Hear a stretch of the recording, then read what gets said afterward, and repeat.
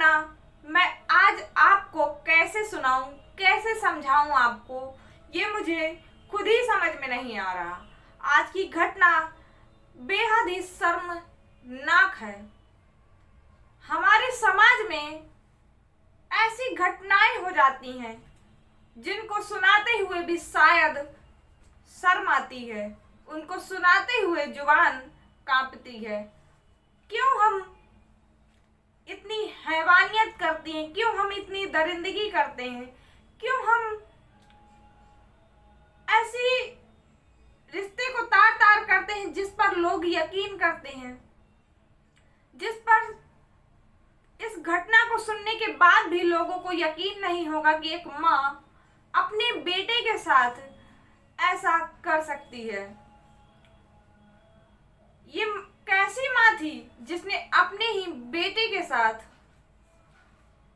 वो जो रिश्ता हर कोई पवित्र मानता है, एक माँ जिसने अपने बेटे को पाला पोसा, उसे अच्छी शिक्षा दी, अपने जो खाने का निवाला है पहले खुद ना खा के अपने बेटे को खिलाया, वही माँ जब इतनी हैवान बन जाए, जो उसकी हवस इतनी जाग जाए कि अपने बेटे को भी ना छोड़े, तो इस माँ को आप क्या कहेंगे। ऐसी ही शर्मनाक आज की हमारी घटना है। तो इस घटना को विस्तार से जानने के लिए आप हमारे साथ बने रहिए।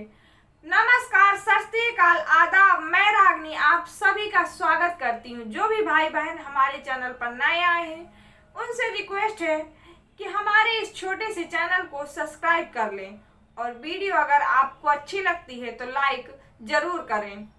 आप ये घटना कहाँ से सुन रहे हैं? आप अपना नाम, अपने शहर का नाम हमारे साथ साझा कर सकते हैं, जिससे हम नेक्स्ट वीडियो में आप सभी के नामों की घोषणा जरूर करेंगे। तो चलिए हम बढ़ते हैं आज की घटना की तरफ कि क्या है आज की हमारी ये पूरी घटना।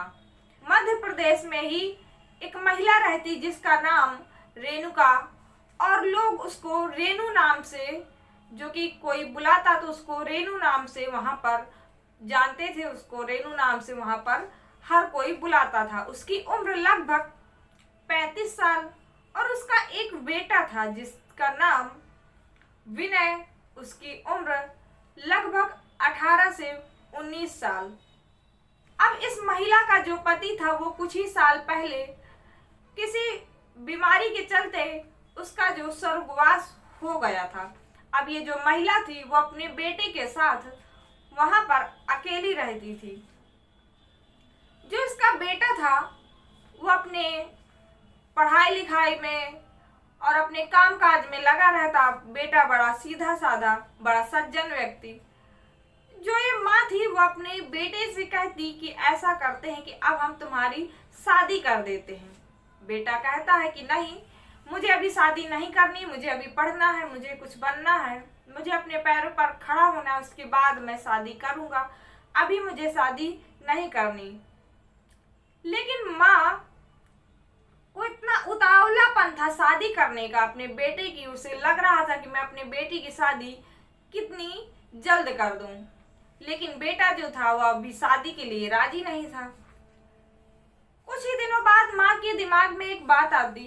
वो पास की ही एक लड़की जिसका नाम था काजल, वो काजल के पास जाती और उससे कहती कि काजल, तुम ऐसा करो कि मेरे बेटे के साथ प्यार का नाटक करो, उसे रिझाओ, उसे अपने प्यार में फंसाओ और फिर मैं तुम्हारी अपने बेटे के साथ शादी करा दूंगी। काजल भी राजी हो जाती क्योंकि जो विनय था वो बहुत ही अच्छा लड़का था, उसके कोई ऐब नहीं थे, सीधा साधा लड़का, अपने काम से काम रखता था। अब ये काजल जो कि इसके घर आना जाना शुरू कर देती, उसके करीब जाने की कोशिश करती, उसे छूने की कोशिश करती, उससे बात करने की कोशिश करती। लेकिन जो ये विनय था वो काजल की तरफ ध्यान ही नहीं दे रहा था। कई महीने गुजर जाती, ये काजल परेशान हो जाती और उसकी माँ से कहती कि से बात ही नहीं करता है तो मैं क्या करूं। अब माँ बड़ी परेशान कि बेटा क्यों नहीं बात करता है? क्योंकि आजकल के जो लड़के हैं वो तो बड़े उतावले होते हैं कि हमसे कोई बात करे, हमसे कोई प्यार करे, वो तो ढूंढते ही रहते हैं। लेकिन मेरा जो बेटा है उसके आसपास लड़की घूम रही है, लेकिन ये बात करने को तैयार ही नहीं है। कुछ दिन गुजरते हुए उसके बाद फिर से एक खेल खेलती। वो अपने ही परिवार की एक लड़की को राजी करती, उससे कहती कि ऐसा करो तुम मेरे बेटे के साथ घूमने जाओ और उसके साथ वहां पर शारीरिक संबंध बनाना, मैं उसके बाद तुम्हारी शादी अपने बेटे से करा दूंगी। अब ये इधर अपने बेटे से कहती कि बेटा ऐसा है कि वो बीमार है, उसको कुछ दवाइयाँ लेना है, दिखाना है, तो तुम पास के ही शहर उसके साथ चले जाओ और उसके लिए दवा ववा ले आओ। वो राजी हो जाता, उस लड़की के साथ वो वहां जाता। अब वो बीमार तो थी नहीं, लेकिन फिर भी कुछ थोड़ी बहुत दिखाती, दवाइयाँ लेती और रात को वहीं पर रुकने का वो जो कि विचार बनाते। एक होटल लेते, वहां पर वो रुक जाते दोनों। जब रात होती तो ये रात में जो लड़की थी वो एक ही बेड पर लेटे हुए थे। लड़की अपने जो कि कपड़े उतारने लगती, उसके करीब जाती, उसे बार बार परेशान करती। विनय को इस बात पर बड़ा गुस्सा आता। वो उस लड़की के 3-4 तमाचे रगड़ देता और उसके बाद उससे कहता कि अगर तुम नहीं मानोगी तो मैं तुमको यहीं छोड़कर चला जाऊंगा। लड़की बड़ी परेशान की, ये तो मानने की वजह ये तो और ही बिगड़ गया। सुबह होती लड़की कहती कि नहीं, अब मैं नहीं ऐसा करूंगी, मैं तुम्हारे साथ ही चलूंगी। सुबह विनय उस लड़की को लेकर घर आ जाता। जब लड़की से माँ पूछती तो लड़की बताती कि इसने मेरे साथ ऐसा ऐसा किया है। माँ और परेशान। कुछ दिनों बाद माँ अपने घर में अपने बेटे को रिझाने के लिए एक कॉल गर्ल बुलाती। वो उसको बुलाती, वो बेटे को कुछ पता नहीं था कि ये कौन है। वो आती, शाम का समय था, घर में खाना वाना खाती। जब सोने का समय होता, खाना खा के विनय अपने रूम में चला गया। जो लड़की थी उसको माँ उसके रूम में छोड़ के आती और बाहर से दरवाजा लगा देती। अब जो लड़की थी वो अपने कपड़े उतारने लगी, उसको रिझाने लगी। वो विनय को फिर गुस्सा आया। उसने कहा कि तुम मेरे घर से निकल जाओ और तुम कितनी गंदी लड़की हो और ये सब कर रही हो, मुझे ये सब बिल्कुल भी पसंद नहीं है। वो माँ को आवाज लगाता, माँ दरवाजा खोलती। वो अपने कमरे से उसको धक्के मार कर और बाहर निकाल देता। माँ फिर परेशान। माँ उस लड़की को पैसे देती, वो अपना चली जाती कि ये बेटा मेरा ऐसा क्यों कर रहा है, किसी लड़की के करीब क्यों नहीं जा रहा। वो जो कॉल गर्ल आई थी वो कहती है कि तुम्हारा बेटा जो कि नपुंसक है, वो किसी से संबंध बना नहीं सकता, इसलिए वो किसी लड़की के पास जा नहीं रहा है। इस बात से माँ परेशान। अब माँ के दिमाग में वही बात चल रही है कि बेटा लगता है कि शायद ऐसा हो। वो बेटे के कमरे में गई और बेटे के कमरे में जाने के बाद बेटे के हाथ पैर दोनों बेड से बांध दिए, उसके मुंह में कपड़ा डाल दिए, वहीं पर रखी कैंची से उसके कपड़े फाड़ दिए। एक माँ अपने ही बेटे को जो कि अपने आंखों के सामने निर्वस्त्र कर देती, फिर अपने कपड़े उतारती और उसके साथ संबंध बनाने लगती, जो बेहद शर्मनाक है। ये घटना सुनाने पर शर्म आ रही है। आखिर माँ एक बेटे के साथ कैसा कर सकती है। बेटा बेबस था, इधर उधर हाथ पैर झीक रहा था, हाथ पैर बंधे हुए थे।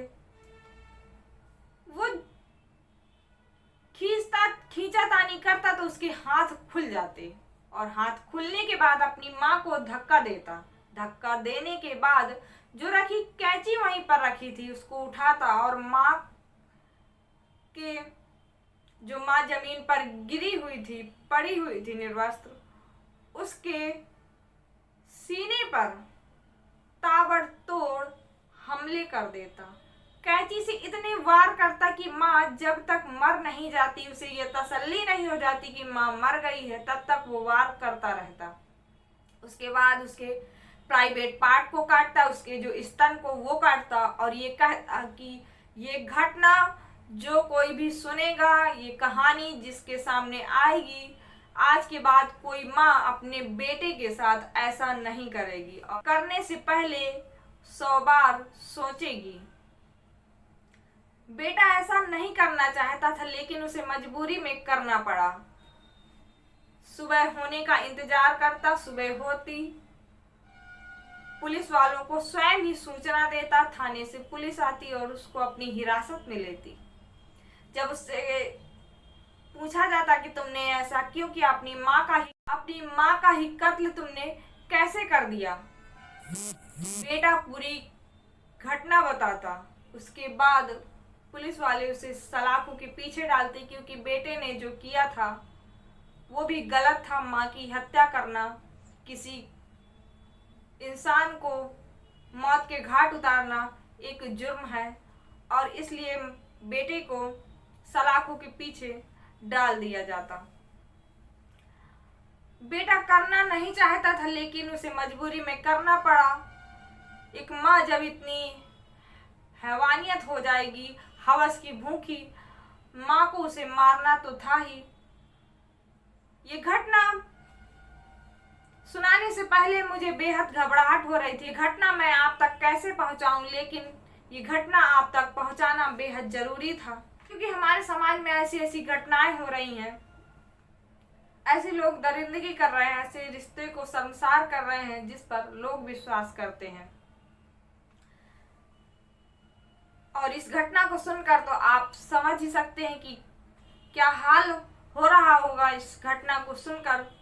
तो मेरा ये घटना सुनाने का ये बिल्कुल भी मतलब नहीं था कि किसी को परेशान किया जाए, कि किसी को दुख पहुंचाया जाए, बल्कि बस इतना कि आप लोगों को सतर्क और आप लोगों को सचेत किया जाए।